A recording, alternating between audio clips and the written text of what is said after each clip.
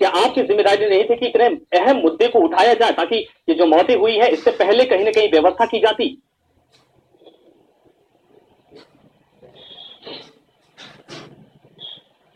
देखिए, कांग्रेस ने हमेशा से ही मुद्दों को उठाने का प्रयास किया और लगातार जो सरकार काम कर रही है, सरकार को सीधे तौर पर आगाह करने की कोशिश की है कि जो आप कर रहे हैं वो इस प्रदेश के लिए ठीक नहीं है।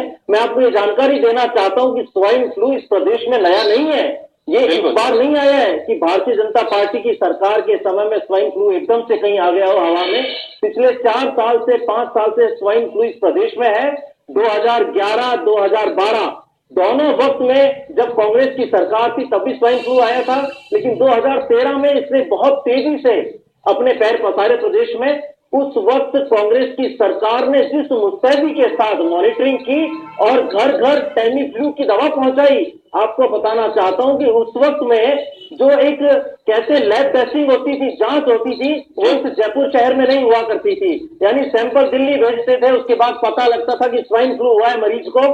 तब उस तत्कालीन सरकार ने, पूर्व मुख्यमंत्री ने अपनी संवेदनशीलता दिखाते हुए जगह जगह पर लैब स्थापित करवाई और 65 वर्ष से अधिक उम्र के, चाहे वो वरिष्ठ नागरिक हो, गर्भवती महिलाएं हो, 5 साल से छोटे बच्चे, तमाम की जांचें मुफ्त कर दी।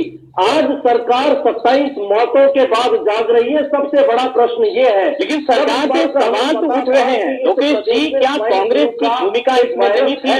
2013 में आपकी सरकार होती है लोकेश जी, 2013 में आपकी सरकार होती है, आप अवेयर करते हैं और ये बात आप कह रहे हैं कि जब इसके पहले हम अलर्ट हो गए थे। 15 में आप विपक्ष में, आपकी भूमिका नहीं थी कि फील्ड में जाकर और चिकित्सा विभाग को जगाया जाए कम से कम कि ये स्थिति पहले आती रही है, फिर से अलर्ट हो जाया जाए?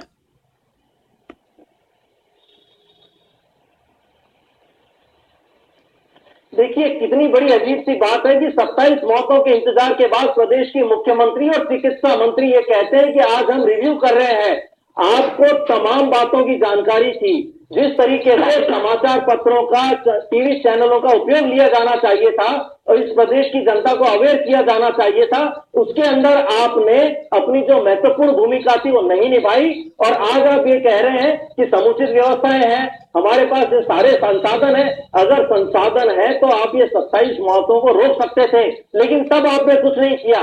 दिसंबर और जनवरी का माह इस वायरस के लिए बहुत ही संवेदनशील होता है और इन दोनों महीनों में ये जो वायरस है बड़ी तेजी के साथ फैलता है और इसकी रोकथाम के समुचित उपाय पहले से किए जाने चाहिए थे। यानी प्रिवेंटिव तैयारी की जानी चाहिए थी सरकार के द्वारा, जो कहीं भी दिखाई नहीं दी। सरकार तो सिर्फ और सिर्फ चुनाव लड़ने में व्यस्त है। इसे इस प्रदेश की जनता से कोई मतलब नहीं है। प्रदेश में फैलने वाली सवाल आपकी भूमिका पर भी सवाल खड़े होते हैं लोकेश जी। चलिए, सरकार का पक्ष भी जानते हैं। यहाँ पर फारिक जी आपसे जाना, आप गलत जानकारी नहीं दे, आप जनता को गलत जानकारी नहीं दे। अगर आपने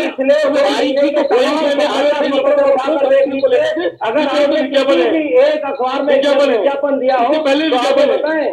आप इस बात पहले विज्ञापन नहीं दे, विज्ञापन है। लेकिन जी आपके पास भी आएंगे, लेकिन जी आपके पास भी आएंगे।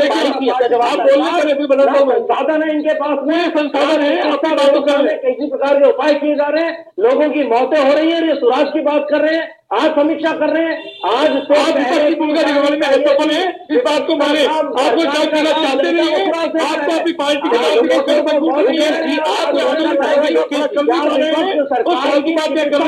हस्तक्षेप करेगा कही गई थी, लेकिन व्यवस्था कहीं नजर नहीं आई और नतीजा ये रहा कि 28 दिन में 27 मौत।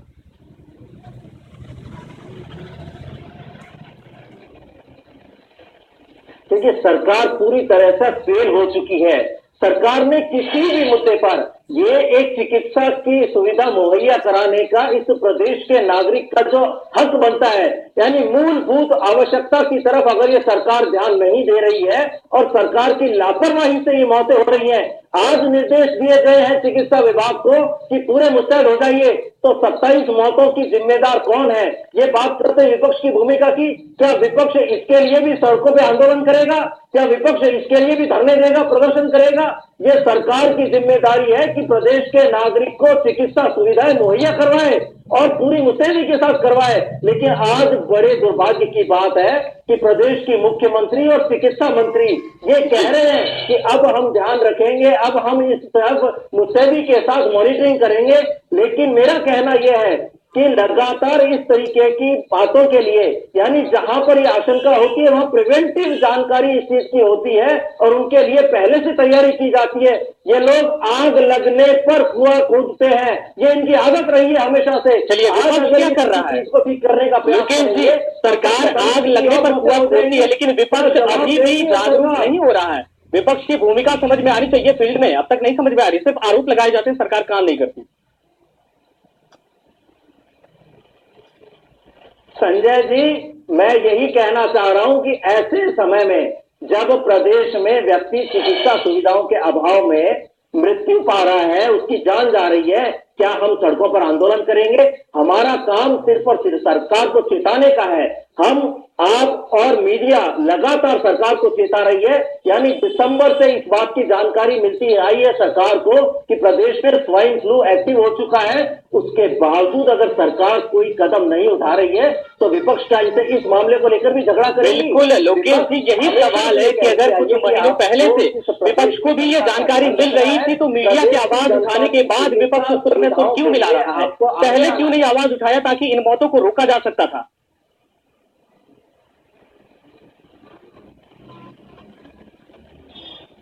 आपको जानकारी देना चाहता हूं संजय जी, पूर्व मुख्यमंत्री अशोक गहलोत लगातार 3 बार बयान दे चुके हैं कि सरकार को समुचित व्यवस्था करनी चाहिए। प्रदेश की जनता में आज अविश्वास उत्पन्न हो गया है कि आप अगर चिकित्सा सुविधाएं नहीं दे सकते तो आप देंगे क्या, कैसे सरकार चलाएंगे? अगर आप बात करते हैं विपक्ष की भूमिका की, तो मैं आपको ये जानकारी दे रहा हूं कि 3-4 बार बयान दे चुके हैं। अगर सरकार उसको भी गंभीरता से नहीं लेती है तो हम सड़कों पर इस चीज के लिए आंदोलन करेंगे। ये ठीक बात नहीं होगी।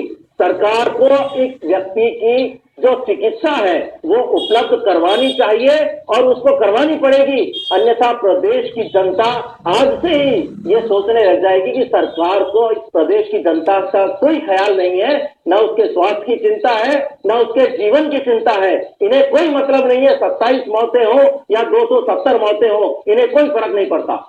चलिए ठीक, बाद में लेट ही सही जागने के बाद, लेकिन अब कार्रवाई और ये प्रक्रिया पूरी अंजाम देने के बाद की जा रही की जांच की जाएगी, इसके बाद ये संक्रमण रोकने की पूरी कोशिश की जाएगी। क्या लगता है कि सरकार अब जागी है, उसके बाद इस संक्रमण पर वास्तव में नियंत्रण किया जा सकेगा? और इसके अलावा विपक्ष की भूमिका क्या रहेगी इस पूरे मामले पर?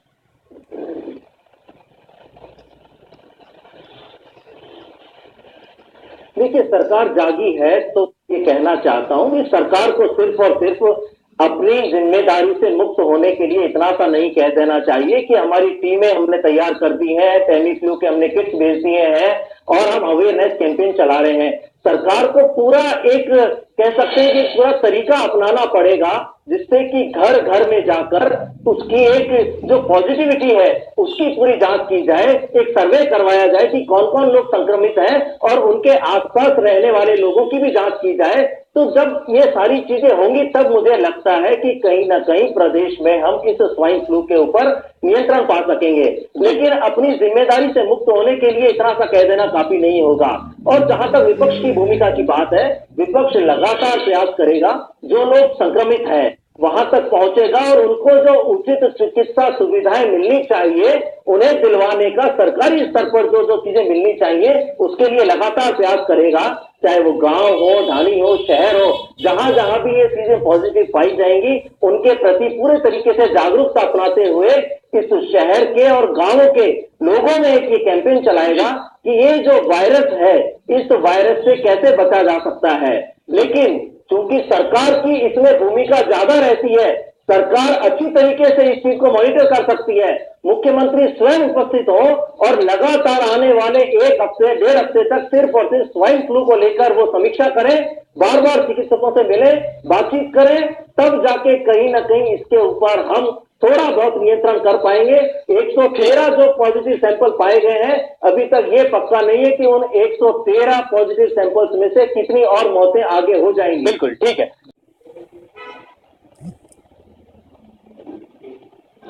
देखिए, प्रदेश की जनता के हित में विपक्ष कभी ये राजनीति का जो सवाल है वो उठाता ही नहीं है और जनता की चिकित्सा को लेकर तो कहीं ना कहीं मुझे लगता है कि इसमें राजनीति का कोई कहीं एक हस्तक्षेप होना भी नहीं चाहिए। विपक्ष यही चाहेगा कि सरकार बड़ी ईमानदारी से और मुस्तैदी के साथ, यानी इतनी संवेदनशील होकर इस क्षेत्र में तुरंत प्रभाव से कार्रवाई करनी चाहिए कि इनके जितने भी संक्रमण है, जहां जहां भी पॉजिटिव लोग पाए गए हैं, उनके आसपास जो लोग रहते हैं उन सभी के ऊपर विशेष निगरानी रखें और ऐसे छोटे छोटे निगरानी दल बनाए जाएं ताकि जहां आवश्यकता हो वहां तुरंत दवा देकर उसको कंट्रोल में लाने का प्रयास किया जा सके। अगर सरकार ईमानदारी से अपनी भूमिका निभाएगी तो विपक्ष को भी ये लगता है कि कहीं ना कहीं इस पर नियंत्रण पाने में एक सफलता हासिल करेंगे और हम लगातार इस मामले में सरकार का सहयोग करेंगे और सरकार को ये पूरे तरीके से आश्वस्त करते हैं कि विपक्ष इसमें